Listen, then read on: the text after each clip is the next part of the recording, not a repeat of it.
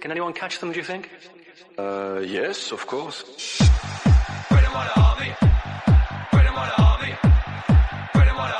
Yeah, unbelievable. We didn't expect that. Hi everyone, welcome to another episode of the Gooners podcast. So this is one of those weeks where Arsenal is in the news for all good and bad reasons. So this is going to be an interesting episode. Already Bob has put up his background to signify what we are going to talk about. So hi Bob, hi, welcome back. Hey. Hello. Arun, welcome back. Hello. And we've got Hari from Malaysia. He's like one of the passionate Gooners. Celebrity Gooner. Celebrity Gooner, yeah. So hi, welcome. Hi, welcome, Hari. So we are planning to talk about. Thank you, Mr. Vijay. Thank you for having me. Yeah, absolutely. It's a pleasure. So we are going to talk about the Aubameyang situation. That's the first point that we are going to talk about, and then we'll try and touch upon the Southampton win and the Westham. We wanted to talk about the positives first, but obviously more pressing matters came in, so we have to talk about the elephant in the room. The Aubameyang situation requires, I don't know how to put that, right? It's a very complicated situation right now, and I am torn between what I am feeling and what the club is feeling at this moment. So just to give a context of what has happened, right? I don't know if every one of the viewers or every one of us know what happened, right? So Aubameyang was granted permission to go to Paris to bring his mom home, right?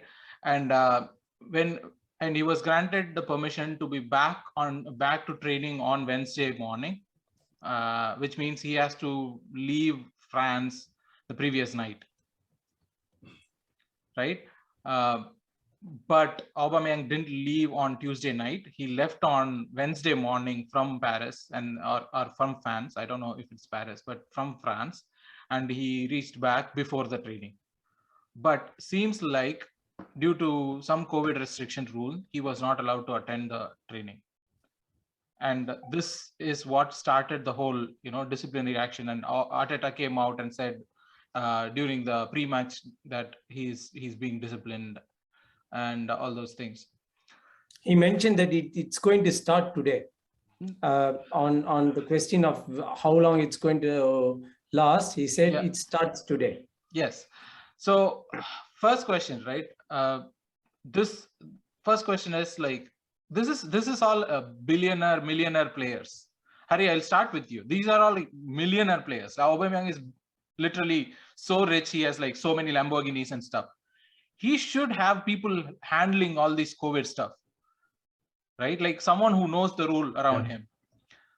How is this a surprise that he comes back on Wednesday morning, and it's a surprise that the COVID rules are like he don't know what, and he cannot attend the training? Doesn't make sense at all. Yeah, I think Vijay, to your.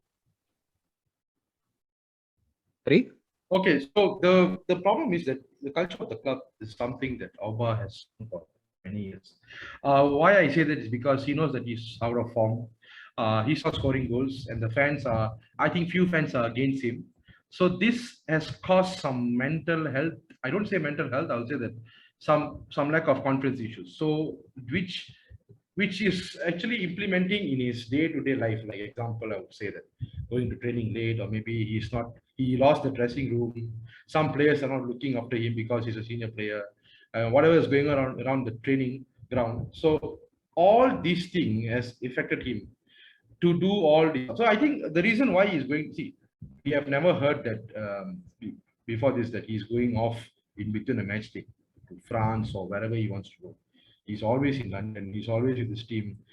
Even I see that he always used to play this Xbox and games with this Kolasinac and Ozil used to be last time. But what I'm saying is that I think he's slowly losing the club. He's just slowly losing his confidence, which is what Arteta was trying to help out. But to be honest, that turns out to be the commotion between both of them. So that was the cost. I won't say to see France and going to France or having his tattoo was coming late. That's not the issue. It's been ongoing since the day that he lost his form. And that's what turned out to be commotion between Arteta and Auba. That's what I feel. I may be wrong, but this is what I feel. But on that topic, Arun, right? Like, so Hari actually mentioned that like this might be a cause of stress from Auba, which is an excellent point, because we do see that part of Aubameyang, right? Like we used to see him making all those reels with like all those in training videos. He would be having fun with Lacazette and everything, but of late it has been like diminishing a lot. Like off late in the sense it has been for a year or so, Aubameyang has been slowly moving himself away His from content being creation is reduced. Yeah. but no, like as a jolly person in the dressing room, he's losing that jolly part of him. He's losing that, like, this is a person who mentioned during his signing of extension that he wants to be a legend, right? But also this is not the first time. Yeah, so but also this is not the first time this is happening in the history of the club. Aubameyang has, like, we remember the Tottenham game when he was made to sit out, right? So and also And that was not the first instance of disciplinary action against him at the club either, or like at any club. So he has. Again, I don't want to throw any shade at him, but like at any point, you can. You No, I can don't want to. I literally. mean, like he's still one of our players. He's done quite a bit for the club, and I don't really want to like get to that level of throwing shade at him. But of course, what he did was not professional. Like if forget about all that might have happened, could have happened, and all that. You're being paid to be a professional at the club. If you cannot maintaining professionalism is the least that you could do. Like just turning up is the least you could do. Like your mentality and all that are different. But if you're not able to turn up, then that's like the least level of professionalism that you could show in my books. That's like basically calling in sick and going to watch again, calling in sick to work and then going to watch something else or like doing something else. I'm not equating them both, but it's like it's on the same lines for me. Like you're basically telling the manager and the club that you are not going to be available in spite of being the biggest owner of the club. Imagine you or me doing that at our jobs. We'll be fired right away. But that is the other part of the question, right? Like imagine this player, not just him, right? Ozil and all those big players, big name players. Arteta is a very rookie manager, right? He doesn't have anything, although he pretends or he manages the club in such a way that he has won like 2 or 3 Champions League, like that confident he always manages, but he has not done anything. These players have won a lot more. These players are being paid a lot more. Imagine at our work, if we are paid more than our bosses, would we listen to our boss or would we not? That's a good question. It's like, is it just with respect to the amount of money that I'm earning, or is it like, oh, you are just 5 years older than me? I have been a better player than you ever were. And why would I have to listen to you? I mean, like that's another reason, like when in a team of 20 to 25-year-olds, when you have a couple of 30-year-olds, those are supposed to be the leaders in the team. But there's also the resentment when the manager is in his 30s as well. Like who are you going? What credentials does Arteta? Like you said, he acts like he's won 2 or 3 Champions League. The way in which he does things, yeah, that's right. He like acts like he has an aura about him. You cannot blame him because that's the standard that he probably wants to set for the club going forward. Given all the stagnation that we've spoken about in this podcast, like where the club is headed right now and what sort of a task is in front of Arteta right now. Maybe like he's trying to set something for the future, that like keeping all this together and like setting the culture. Yes, that's all right. But when that culture is set, however flashy of a player that you might be, if that is the culture and if that is the club that is paying you, you're supposed to adhere to the culture. You can get a bit of a leeway depending on the kind of player you are. Like someone mentioned this to me, when we got Aubameyang, we knew what we were getting. He comes as a package. He comes with the bling, he comes with the swag, he comes with the flashy cars, he comes with all of that together, and he comes with a bit of indiscipline as well. It is not the first time, like I mentioned, it's happened. It happened before at Dortmund as well. It happened before at Dortmund when he forced his move here. So he was actually training alone, and he came into the training wearing a Dembele jersey into the Dortmund training just for them to force a move, just like how Dembele forced a move to Barcelona. he did a similar thing at Dortmund before he joined. So we know what we were getting into. Yeah, we know, like, there's no point, like, I wouldn't take all of that to blame him or throw shade at him right now. Like, the club took the decision to get him knowing all this. And the club took the decision to award him a new 350 per week contract, knowing all of this. Right? And so I don't know if I would be throwing, like, not throwing the blame, I would be putting the professionalism blame on Auba. Like the fact that he's tied to the club, he as an employee of the club, you're supposed to work this way. But beyond that, the club is also, we knew what we were getting. So, at that point, I do not know if we can, like, do that much with Auba alone. Yeah, but Hari, you were about to make a point. Sorry. Okay, well, I think I would like to add on to what Arun said, is that I think Auba is not a player who is part of any rebuild team in his career. Like Borussia Dortmund was already been, I would say, not say good. I think they were processing well under Jurgen Klopp when he came. And Arteta says that I think the pressure is really high in the team. Like we see the back five, all of them are under pressure. They are performing. The level of performance is going high. And Auba could not stand. Maybe he cannot stand because, like, you see, everyone is improving around him. Everyone is new around. There is a new culture overall. There is new player overall. I think the back five is completely new for him for the past one season. So he could not take up the pressure because. Oh, I think we lost Hari. Yeah, we lost Hari all of a sudden. He was having an interesting point too, so probably he'll be coming back. Yeah. And yeah. Hopefully he will be coming back. He's back.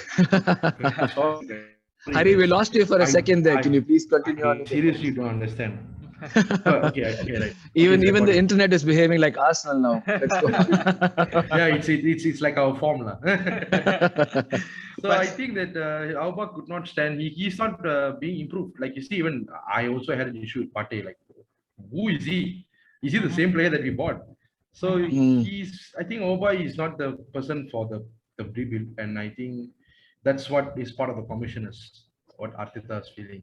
No, I get what you're getting to, Hari. But the thing is, right, like Auba as a player is a different thing from Auba as a person, right? Like Auba as a person has indiscipline. Auba as a player is at least.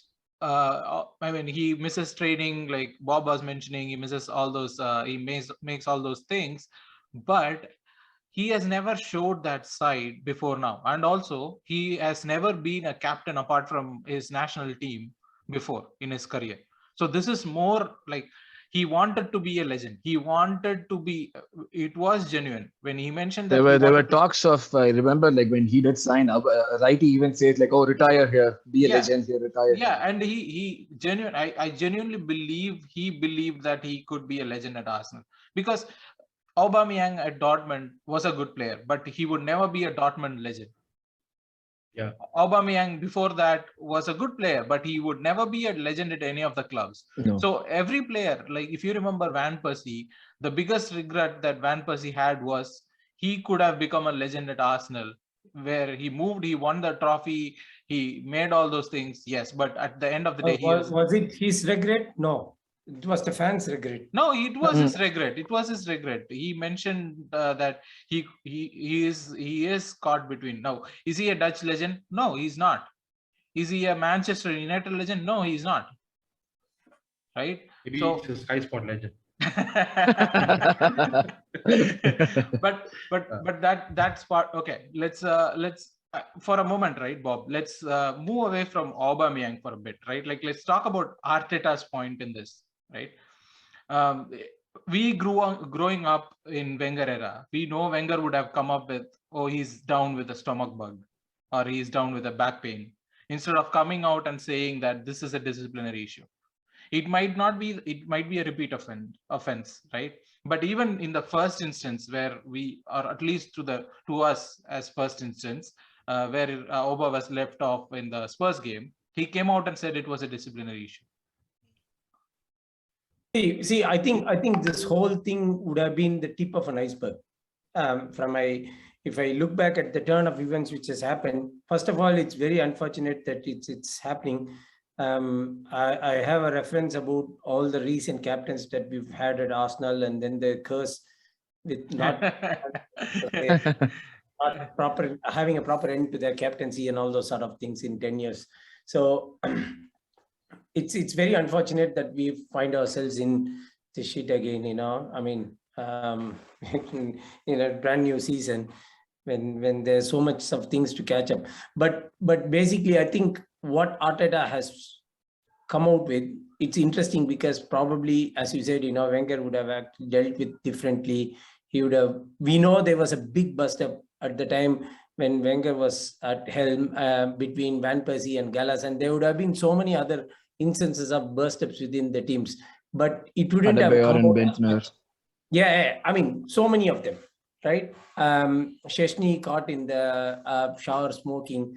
I mean, things could have been handled a bit differently, but that's Arteta, and he is the manager at the moment. So we just have to respect how he's been handling things. Maybe there's been a lot of things which would have happened in the training ground, which provoked Arteta to actually come out publicly. You can as well see, or we can as well see how Auba has been performing in the recent times as well. I mean, it's not about Auba. Everything plays a part, right? So maybe he's been indisciplined a lot of times, that he's not been concentrating enough on the training, and then, you know, practicing or focusing on the pitch, which was evident from his form. No, so, but again, right? Like this is the question, right? It's the inconsistency of like, if you remember, Willian went to Dubai and then he came back and Arteta didn't do anything, right? But Ozil was slated, or Matteo Guendouzi was slated, and Saliba was not given a chance at all. So there is a sense of inconsistency in the way I feel Arteta is handling these kind of disciplinary issues. See, at the end of the day, we just have to go with whatever that's coming out by the manager.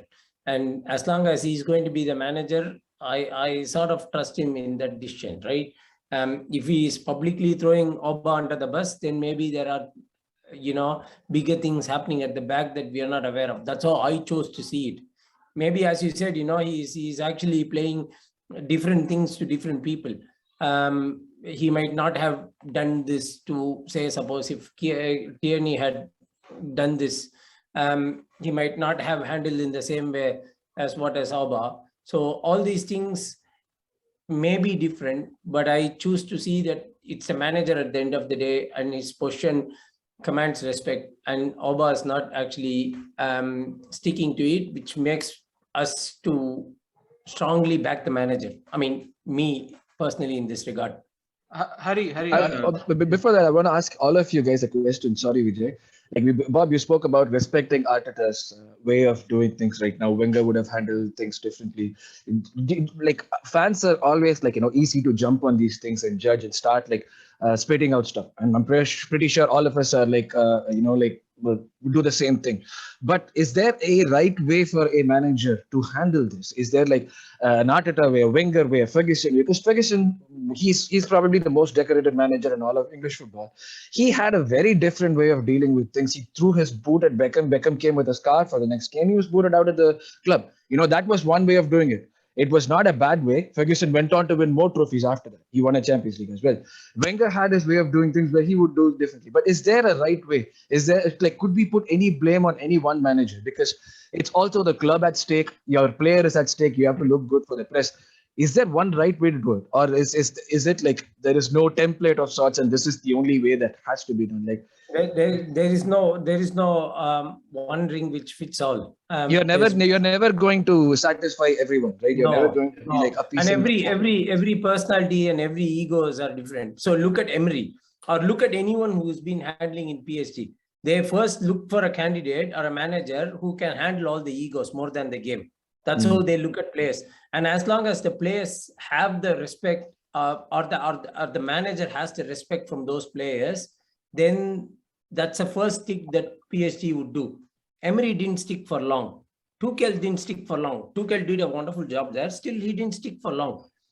Emery. I don't think Pochettino stick for paying if based on the same. Yeah, I think Pochettino is just being there for the sake of being there, looking at how he's managing things. And he's not even settled in, so he's still staying in a hotel and all those sort of things. So yeah, so every club and every place is completely different. And if at all something similar happens in, say, clubs like Watford, they sack the manager immediately without any further questions asked. So yeah, I mean, there is actually different ways, as we can see. So yes, Harry, actually, I have a question on this one, right? Like regarding the manager. I know this is going to sound completely insane because this is one of my insane theories. Let's hear this. Okay, let's hear from you, Vijay. I usually come up with insane theories, and this is one of my insane ones, right? Like Arteta seems to be having trouble with certain type of players. Okay, certain type of players in the sense, French players especially, or French-speaking players especially. Matteo Guendouzi, William Saliba, now Aubameyang, Pepe. The list keeps growing. The list keeps growing. He speaks French. Yeah, he speaks French. Spanish. He speaks French. He speaks English. No, I'm not questioning whether he can speak. I'm questioning he seems to have a very specific type of player that he is having trouble with. And all of them seems to be French, except like Ozil's situation. Like he doesn't. He had trouble with Torreira as well. He had trouble with. Torreira had trouble with us. more to say. Torreira had trouble with Arsenal than Arteta having trouble with Torreira. So, but the question is not just like that, right? Like the question is like, we know that Pepe is closer to Aubameyang, or Aubameyang, Lacazette, and Pepe. All three are very close among the players themselves, right, Harry? So this seems to be a pattern of, splitting up, or like this. Am I being crazy here, coming up with this theory? Actually, you are being very crazy, Matt. No, I think your question is very practical because, like, that's what I think the stats say. Like what you said that all these players speak French, or maybe they're from French. So there might be a similarity, but I would say that. I think more towards French. Let's look at the way that they play, or maybe the way they behave. That should be a proper way. Like you see, Guendouzi was another. See, I like his style of play, but his attitude was bad. Pepe, maybe he's a nice guy, but he is not even functioning well in the team. Auba has just lost his form.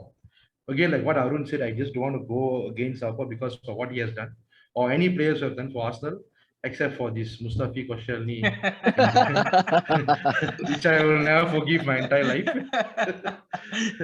but like I think I would say that the style of play and the way they present themselves in the team, that's what is making Arteta. I think this question is relating to Arun's question just now, like how the managers are treating the players.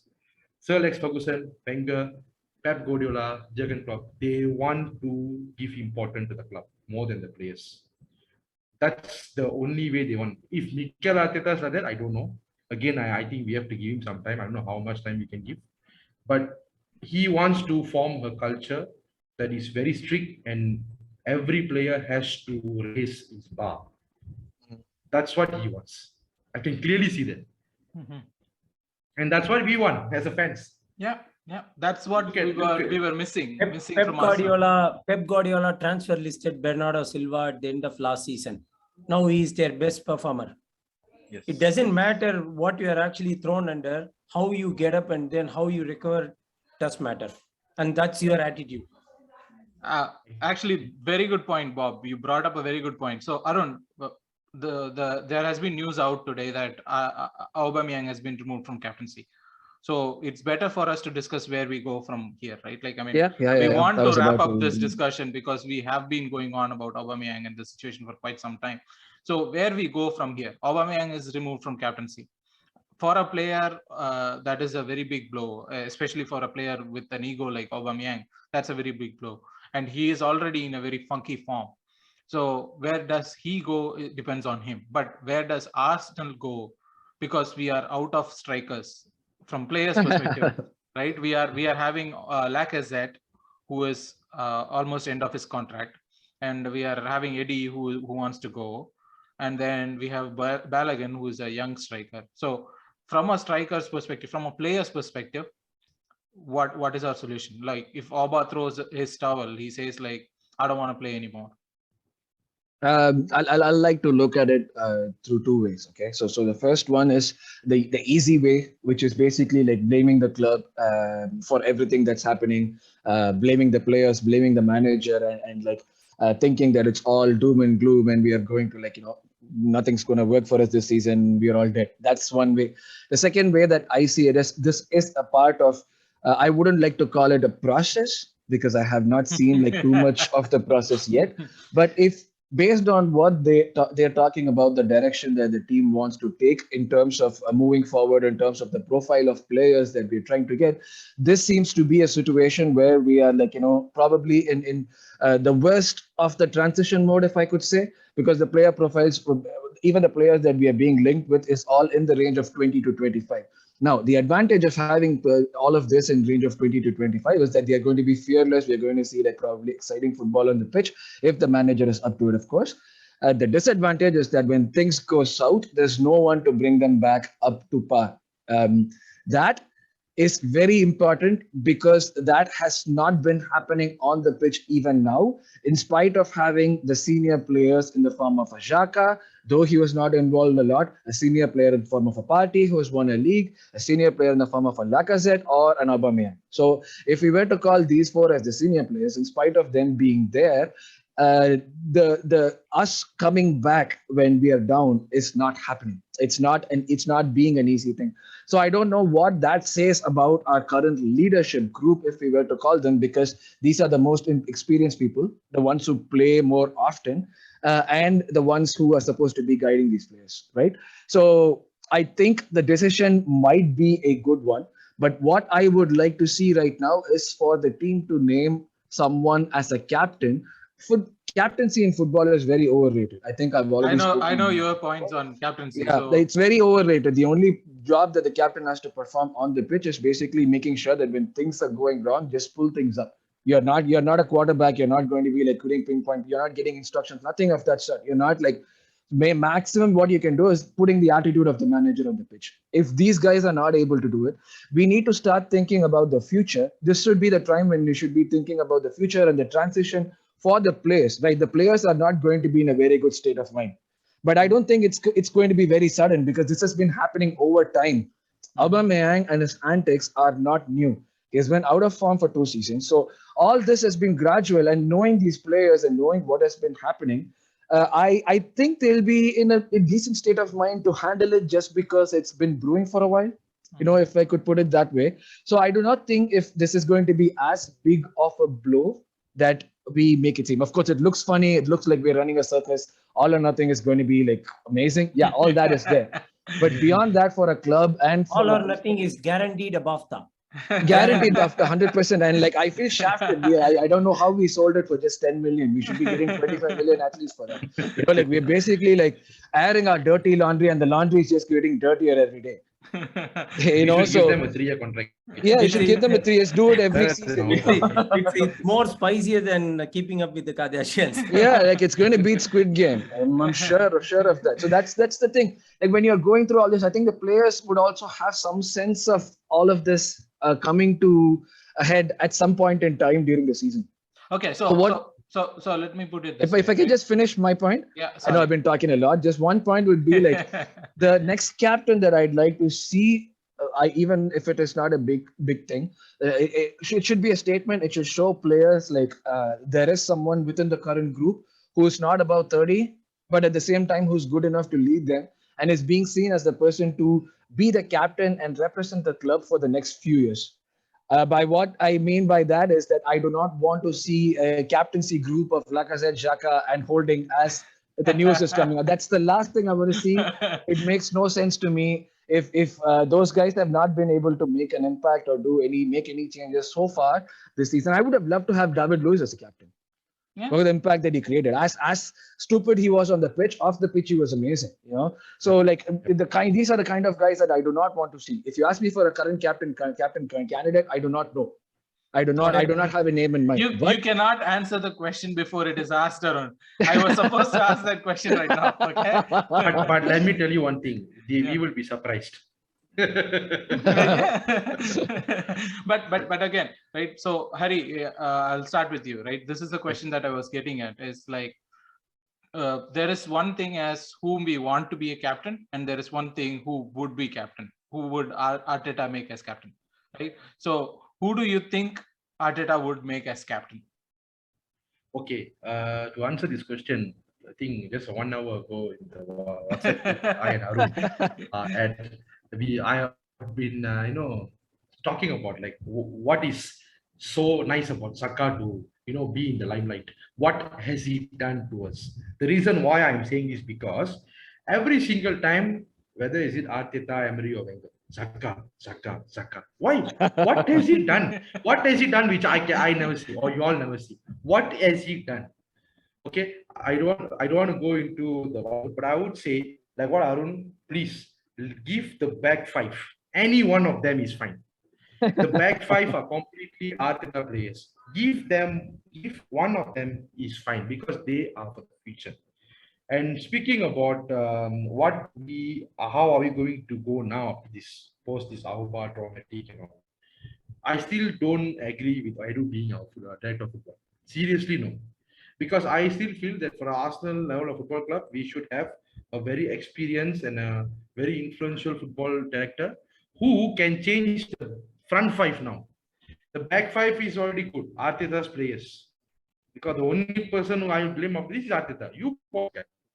But a front five, the Xhaka, Lacazette, Aubameyang is still our Wenger players who are still in the squad. First, we should get rid of all these Wenger players. Then you can choose whoever the captain, especially the back five, any one of them. That is actually a very interesting point you made, Hari. So Bob, Hari has made the point that like if you are going to make a captain, make it out of your players, not of the existing ones, which is actually a brilliant way to put it, right? So to answer your question within 2 minutes. Yes, okay. within 2 minutes. Okay. So who Arteta would make captain? I probably will think of Odegaard because he is the captain of his national team as well, and he's got some good leadership qualities, and he is very young. But he himself is not a guaranteed spot in the starting 11. Yeah, so that's a different thing. A captain can be a non-playing captain as well. So then let Mikel Arteta be the captain. Okay. Or he has already been a captain once. I think probably Tierney. So Odegaard or Tierney are the names that I think Arteta would actually suggest. Who I want to be the captain, I would go for Ramsdale straight away. Yes, my vote is also for him. Interesting. I think I'll go for Gabriel. Yeah. I think I'll go for. I feel Ramsdale is an amazing character. He's nice, but he's still new, and I do not want to put that pressure, make him lose his joy of playing and stop doing the things he does. Plus, I feel like he's too far away from the action. That's another thing. So maybe Gabriel. I would say Gabriel. David Seaman. Yeah, but that was a long time ago. But Bob, continue on the captain's side of things. Yeah, so that's what. So I think I mostly feel it would be Odegaard or Tierney, more likely. If he goes on seniority, then you'd go for Tierney. Of course, he can't actually make Xhaka captain again, and make again Arsenal a laughing club again. But he can't, he won't is a different question. And I am still... Mr. Bob, as I said, we might be surprised. Yeah. Which I don't want to be. Which I don't want to. I don't want to see Zaka's name in the captain board. All right. So we have been talking about the Aubameyang situation for quite some time, and I know that we will be talking more about it in the upcoming podcast episodes. But so we'll just stop that discussion and go on to the game, because I actually wanted to discuss the game, which was actually a happy situation for us Arsenal fan after like the past couple of weeks, at least the last 3 games. So Bob, it was a good victory, but we had a very terrible start. The first 20 minutes or 25 minutes before we were not playing very bad, but nothing that we were doing was sticking. It was feeling the same way how we felt against the Everton game. Did you feel that way about the start in the Southampton game? Yeah, so I probably felt Southampton played a lot of pressure in the first 20 minutes at least, and then they could have almost broken the deadlock from that shot from Adam Armstrong. So they had all the elements to cause an upset. Of course, there was history against us, which was even more worrying because recent trends meant that we always buck the trend, and then we actually we cause all the upsets that shouldn't have happened in the first place. But yeah, so Southampton looked very dangerous in the 20 minutes, but then it was just one moment of brilliance that tilted the game in our favor. We saw the making of the Arteta ball. Arteta ball. Bob's calling it Arteta ball. Okay. And again, we were mentioning about instances of all of nothing, and this could be one of the things which I would see getting featured in that all or nothing, because this was the first goal was just pure brilliance. It just clicked in the right favor for us. Everything, there wasn't any pressure from Southampton as much as you would expect from a top team and all those sort of things. But everything clicked in our favor. All the passes were actually perfectly reaching each other, and then the goal was perfectly created, and then as well converted well by, like I said. So it was just pure poetry in motion, I would say. I mean, I wouldn't want to carry us too far, but yeah, I think that goal took away all the gas from Southampton, and it was all on one-man show after that. Maybe if they're I know Southampton press really high, they do have the reputation of doing that. They press constantly. Maybe a team, if they had the finishing ability of a bigger team or a better team, or the relentlessness to keep pursuing the same pressing for another 5 minutes or so, I think we might have conceded a goal and the game might have been very different at that point. Yeah, so Adam Armstrong as well, he got injured halfway during the game. There isn't anyone there, I mean, in their striking department. I think Walcott as well injured, or he didn't get to feature in the game. So they didn't really Do you really see that as a problem for them? I'll tell you, even if Yaya Sonogo had come in, he could have even nicked a goal or two. We never know. Actually, talking about the first goal though, right? I don't know if you guys saw the bench cam stuff of Arteta and the goal happening side by side. When Odegaard gets the ball to lay off to Tomiyasu, Odegaard kind of holds the ball a bit, and Arteta was yelling to make a forward pass. But Arun, so this game actually typified a different Arsenal, and this is what we have been talking. Like last episode, we were lamenting about how the Arteta Arsenal are not playing the way we want, or we as fans expect Arsenal to play, right?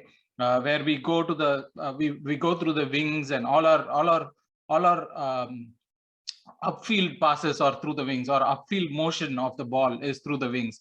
But this game typified something else. Like this game showed that we could all the movement upfield from defense to offense has been through the midfield. Like either Partey makes a pass or Odegaard makes a pass. This is what we want. We want the progression of the ball through midfield and the final balls from the wings. That would be fine. Like both the goals, first or all three goals came from balls from the byline, like from the touch line or whatever, right? But this is what we want. And is this something that is like Bob was mentioning Arteta ball? Is this something that Arteta wants, or is this something that happenstance, like this happened today and this worked? I want this to be something that Arteta wants, but so far I have not seen multiple occasions of this happening for me to be able to say this is the way that he wants to play. Like the same thing about scoring goals. We've seen this happening many times, but there have not been too many instances where we can say, okay, this happened like this happened like this, so we can see a definite pattern. I have been trying to see patterns. I've been asking people, do you see definite patterns of play that could tell us something? Yes, there are patterns of play, but nothing that concludes with a goal, or nothing that tells me that this is what I'm going to see over and over again happening. If you see a Liverpool, you know what they're going to do. You know where the pressing is coming from. You know what. But Arun, right? Like, so this kind of a goal happens in once a season. right? That's the thing. I no, don't want that to no, be no, once no. a season thing. If No. it is in once a season, that's what I'm saying. Like I have not seen this happen before this season. I did not see something of this sort last season. So I do not know if I would tag this Arteta ball yet. I see this as one of those instances where playing out from the back worked. And if this is what playing out from the back is, I would like to see more of this happening. But if you're going to go to the next game and you're going to do the same crossing without any aim from again, what is the point of all this? At this point, it is happenstance. It's you got it by fluke. Yes, you were trying to implement something. It just worked by fluke. Yeah, it was good. When it worked, it looked really good. But I want to see. I did not see anything of this sort before for me to say yes. If it leads to fruition in a goal, that would give me more confidence than just putting balls around and saying like, yeah, I am seeing a pattern. I'm seeing something developing through the middle of the cross. Finish in a goal. I know it's early times, but I need to see more finished products to give me the confidence to say yes, this is what we are playing and this is how we're supposed to play. Okay, so Vijay, sorry, just to counter your point, this is not a one in a season goal. City does this every Yeah, game. no. Let's talk about Arsenal. We're talking about City. They were not in the same. We should not be in the same sentence. That's what I'm saying. City has done it for so long that when they score a goal like that, it's normal nowadays. No one is appreciating, even if they have a million passes in the goal that leads to a beautiful goal. It has become normal. So no one talks about it the same way that they're going to talk about the goal that we scored yesterday, because for us that was new. But for them, that happens every week in, week out. That happens 20 times in a game. Yeah, true. But if you look, of course, you can't compare City and Arsenal. But if Arteta wants Arsenal to play like City, I think 3 years is not enough. if he's saying Willian that he's going to be in Champions League in 3 years, that's a doubt. So, but Hari, right? Like this is a game. I mean, we have talked about the defense, Arsenal defense. We have given all the praise in all previous episodes, and like all past, we have always talked about how brilliant the defense is or how good this player is. But this is a game where our attackers this is a game where our attackers looked good. Apart from, I mean, like I said, had the finishing, but apart from him, Odegaard looked really good. Saka is our superstar. I just love that kid so much. He hit the post twice. He's a joy. He could do everything. I just want at the end of the season, he's going to have just 2 years. I want him to sign thing right now, or else Manchester City is coming, and I'm worried in that sense, right? And Martinelli on the other side looked absolutely brilliant. Like whenever he gets the ball, he had his head. He doesn't make one run. He makes 2 runs, 3 runs, 4 runs. He just keeps going. That kid is an energizer bunny by himself, right? So this kind of excites me a little bit. Like this, seeing Odegaard, Saka, Martinelli, and even to a sense ESR excites me a little bit, right? And Partey, no? You should. He's been trying to get excited about Partey for a while. He's only getting excited now. Let him complete his excitement. I was going to end with Xhaka as well. No, don't. Let's not go there. but that is the question, right, Hari? So this group of players, they look exciting. They look energetic. They look like something that they want to do on the pitch. They are leaving stuff on the pitch, right? Like, so how do we get these players to move up? Saka is almost a finished product. That was just 3 inches that stood between that would have been a brilliant goal if that would have went in, right? So Saka is almost a finished product. He just had to add that finishing. So these group of players, how do we get them to play better, to play this week in and week out? Of course, Vijay, you see, your question is very exciting for me because not only me, I think many Arsenal fans are very excited to see this bunch of young players who are so good of what they're doing. 2 things. Number one, I think they need more game time to improve themselves. Like you see, let's take Saka for instance. I think a few games ago, he was looking a bit shaky and all. But when you see him against Newcastle, mind-blowing. Yeah. Just give him some little bit of training or some experience or some. I think he'll get more game time. He will be a phenomenal star. Yeah. Let's not jinx it, but he will be the one. But what we have to do is, number 2, is that we have to help them to get the players who can help them. Like you see, Odegaard, Saka, Smith Rowe, Martinelli. Get them the players who can help them. It's supposed to be Partey and Xhaka. I don't know what's happening to Partey. I don't want to go to Xhaka. We need to replace them. Seriously, if we can replace this board to a star player or someone who can help them, to assist them to do what they are brilliantly trying to do, we can achieve wonders. Definitely, we can achieve wonders. The two pivot, Partey and Xhaka, if we can get the correct recruitment, finish. We can actually complete the whole attack. Our defense is good. Our attack will be mind-blowing. And then, of course, the pivot 2 and striker 1%. I think we have a lot of names going on. These 3 players, I know every season Arsenal is coming. Oh, we are just lack of 2 players, lack of 3 players. Now I'm saying another 3 players can make that attack go wonders. And then we cannot compare with City or Liverpool, but we will have our own identity. During the Leicester season, I was just kicking myself every day. That had we signed one decent striker, the title would have been ours. There has been so many instances, Hari. I could actually think of, even in 2007-8 when Eduardo got injured, we didn't really have any good striker at that. Like, so now situations like this keep happening with Arsenal. We feel we are just 2 or 3 players away from a full squad, and we won't get them. And by the time we get those players in that position, the other positions would have been vacant. Yes. I think I would like to agree, because I think I told Arun once, it's like a car. We change the front 2 tires, very good. The back 2 tires we have problem. We change the back 2 tires, the front 2 we have problem. So this is the same problem happening. Again, Stan Kroenke, summer, throw 200 million cash, 150, do whatever you want. Now I will sound like Rio Ferdinand. Give the blank check, give Arteta sign, ask him to buy the players. Arteta is on the wheel. But it just typifies Arsenal, right? It just typifies Arsenal that we are so close yet so far. And I agree with what you're saying, right? It is about enabling these players, these youngsters. It's about like just giving them a platform to perform. And I am, like I said, I am worried about someone coming in for Saka, because he is a world class. He is right now, and I'm not talking about he's a potential world class. He is a world class right now. The kid takes decisions, the right decisions on the pitch. The kid is 20-year-old. He could go outside, he could go inside, he could play as other positions, he could play on the right, left, he could shoot with both feet. He could assist, he could do everything. So I am worried about some big team coming in for him, and with Raheem Sterling getting older, I'm worried that big team would be City and we would not be able to turn it down. But Vijay, I have confidence that Saka wants to stay at Arsenal. I think even Emirates wants to stay at Arsenal. I hope so, and I hope we can do something so that they feel very confident that we can win something.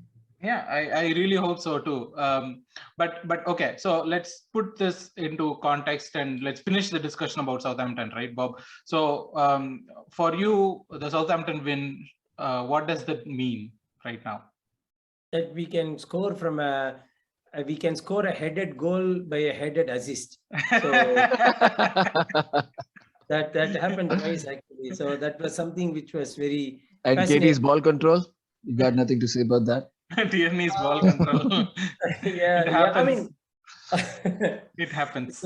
I think, see, I don't want to dwell too much into how good we were and all those sort of things, because A, Southampton is struggling, and B, had we not actually won convincingly, it would have raised even more question marks than what we already have. So what would be a real test would be the game that we are going to talk about right now. And that would be a very good test. Again, it is at home, so it could mask some of the things, but still, it would still mean quite a lot should we go on to win the game against West Ham. So now that Bob has brought us to the West Ham game, let's do that, right? Like, so Arun, Bob actually made a point, right? Like, we have been having a good home form, and that has been evident. But again, the caveat is we have not played any of the big teams at home.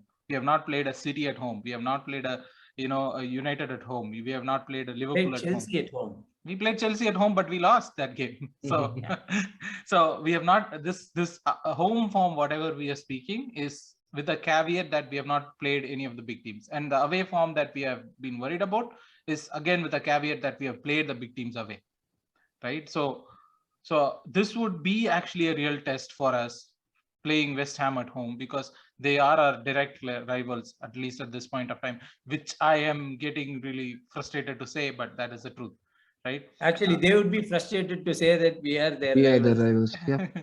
but at this point, West Ham game, regarding the team, right? Are you going to go with the same team, or are you expecting Arteta to go with the same team? I think he would be going with the same team. This is not the game that you have to make any wholesale big changes, especially if you're coming back from a win.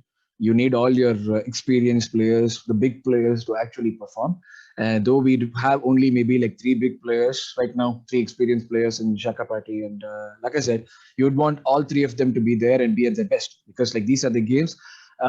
If we are going to be discounting the games against the big 6, these are the games against the non-big 6. Western is like, though they are like on the table at the highest part, it's not a team that you would consider a traditional big 6, right?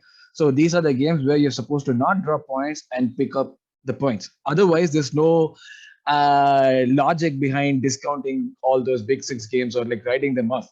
That's done in the hope that you're going to be winning all these games. So if you're doing that, if you're not turning up for those games, if you're being shit in those games, turn up for these games. Don't make it another Everton away. Don't make it another United away. Like though it was United, that was a winnable game. We lost that. So this game, we should not be giving any reason for this round. We should go for a win. We should not be dropping points. If we drop points against a West Ham right now, for me that would be the same as dropping points against Everton away.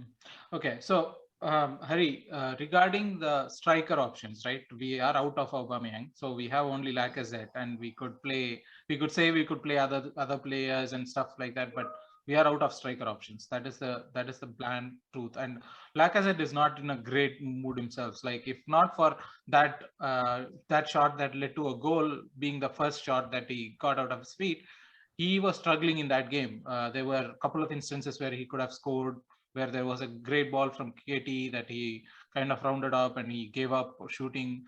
So he was constantly trying to find players instead of shooting. And he's never, in my mind, he has never been the striker, like solo striker to lead the line. So do you see a change in that position, like not playing Lacazette happening?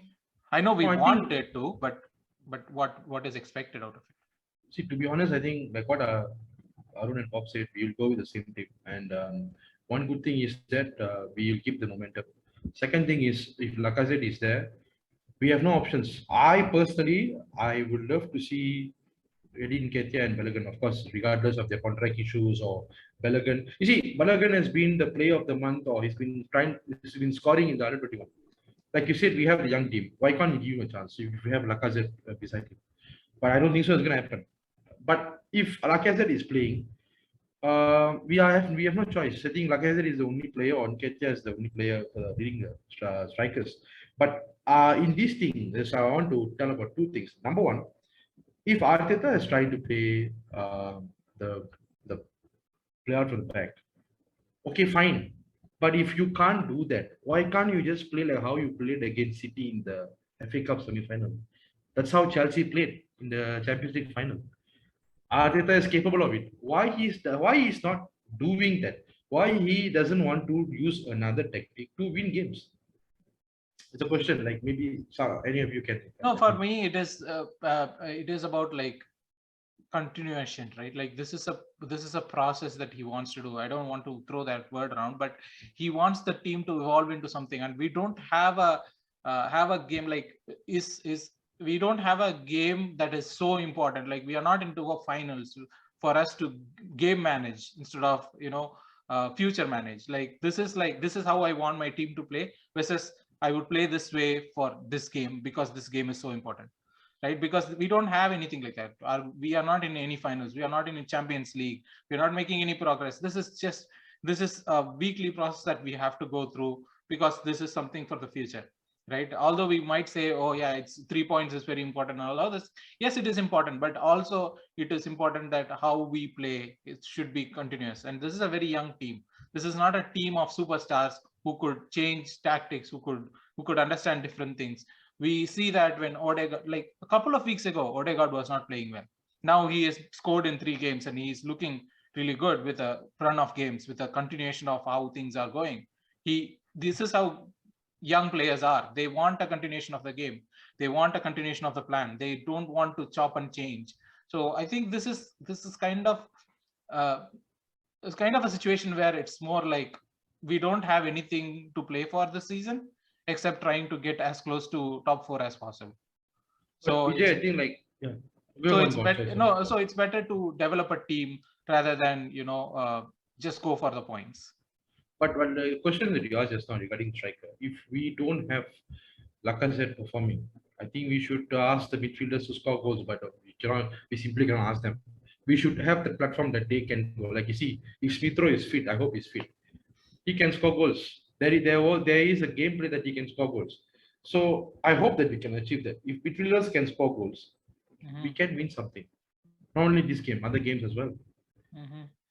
Yeah, that's interesting. But okay, so let's move on about this game, right? In general, let's talk about the now that Hari brought about Smith-Rowe and stuff, Bob. Let's talk about the people to look out for in this game, right? For Arsenal, who is the person that we should be looking out for?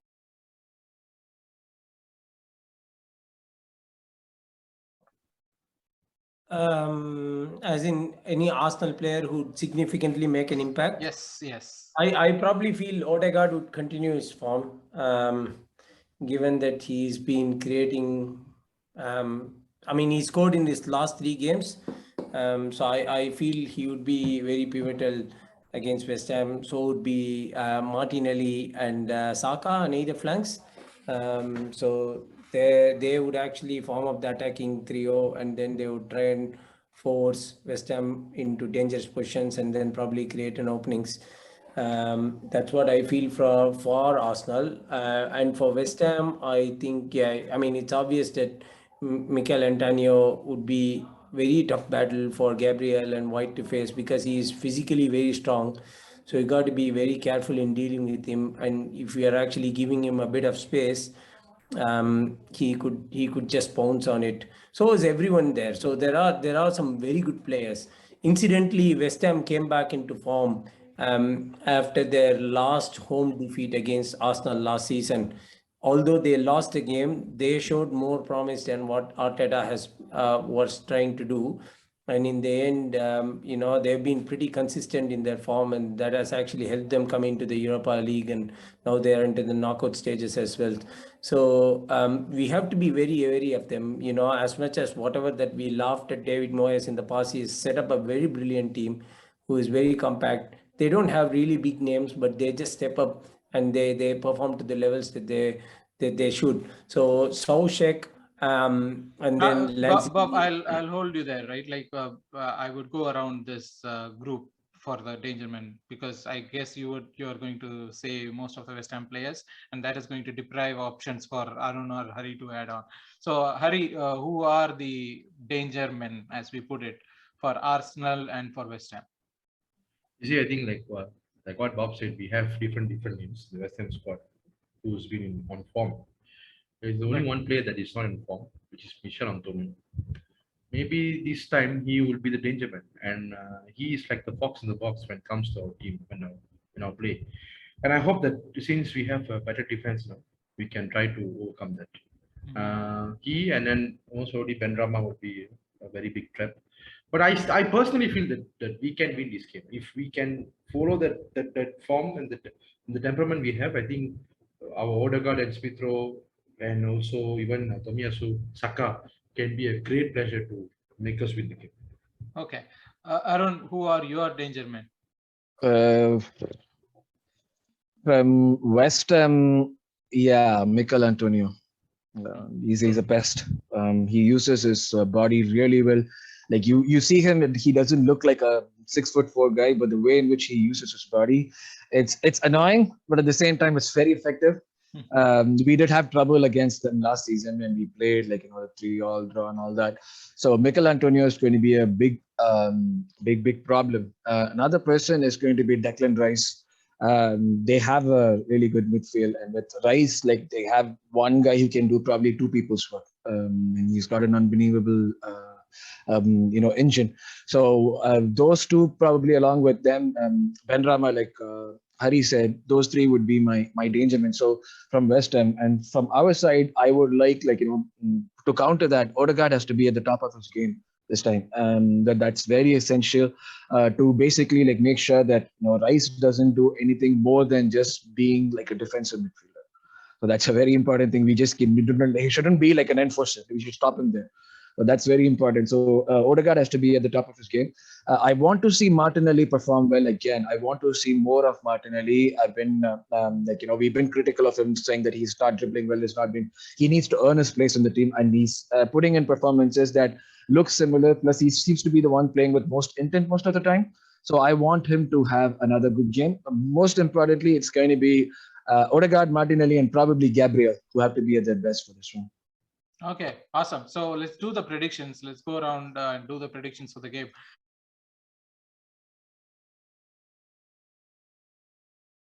I don't have a positive prediction, so I'll probably go first. I think let's get that out of the way. Okay. Go ahead. So I think it's going to be like a 1-1 draw or a 2-1 loss for us. Oh, okay. You're predicting. I do not want this to happen. I really do not want this to happen. But the way things have been happening, and with all the commotion around the club, all the circusry that has been happening, I feel that it's going to be like a draw or a loss. Okay. Hari, what are your predictions for the game? I'll be very positive. Arsenal 2-0. 2-0 to Arsenal. I've never seen or heard you say anything apart from a win for an Arsenal game, Hari. So you are always positivity is your default state. Let's start. Bob, are you going to give us a positive? I feel it would be a 1-1, and that still is a positive, considering how strong West Ham are. Okay. I'm going for a 2-1 victory to Arsenal this time. That's a good way to finish it. Yeah. So thank you guys. Thank you for joining in. It's been a long podcast episode, but it's been good. Thank you so much for joining in. Hopefully talk to you after the victory. Bye. Thank you. Thank you. Bye. Thank you.